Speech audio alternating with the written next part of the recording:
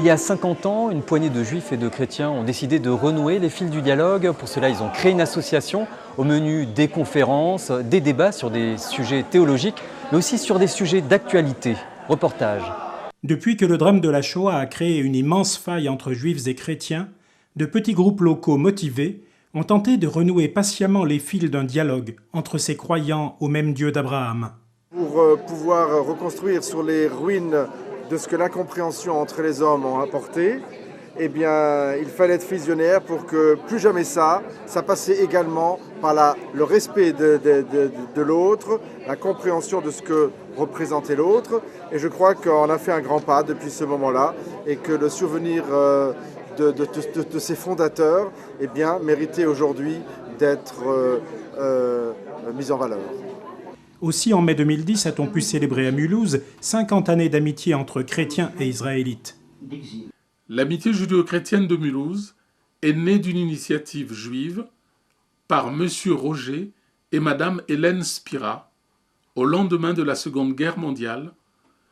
Les partenaires du côté chrétien sont l'abbé Léon Heguelé et le pasteur André Morel. Le but de l'association, lutter contre un enseignement chrétien du mépris à l'égard des Juifs.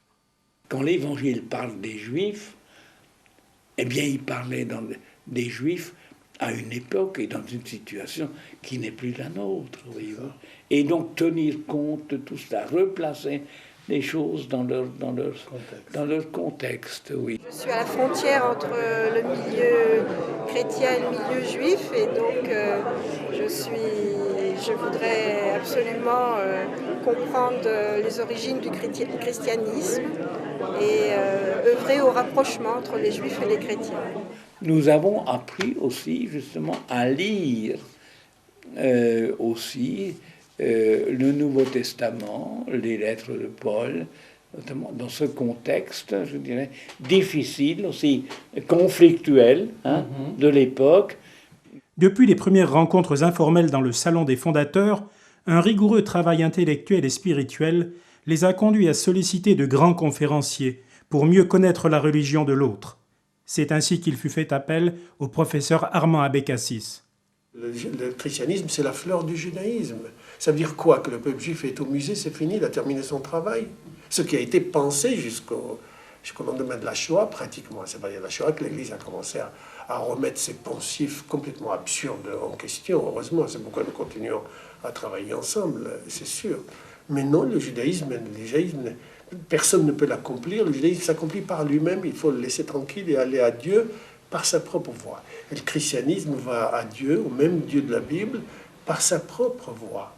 Et les deux voies ne se rencontreront jamais parce que ce sont deux voies absolument différentes qui vont pourtant au même Dieu. J'ai pénétré dans la façon de croire et de prier dans le judaïsme, dans la façon de célébrer les fêtes aussi.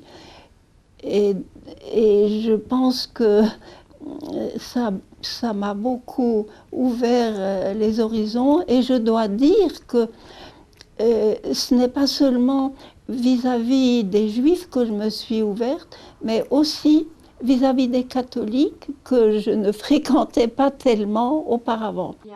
Représentant d'autres groupes français d'amitié judéo-chrétienne et représentant d'autres pays venus fêter le jubilé de l'équipe de Mulhouse, ont pu écouter Gabriel Attias et Elisabeth Parmentier définir la double vocation du judaïsme et du christianisme. L'Église ne peut oublier qu'elle a reçu la révélation de l'Ancien Testament par ce peuple. Donc c'est l'origine, la racine. Mais les pères conciliaires affirment aussi, je cite, un si grand patrimoine spirituel commun aux chrétiens et aux juifs.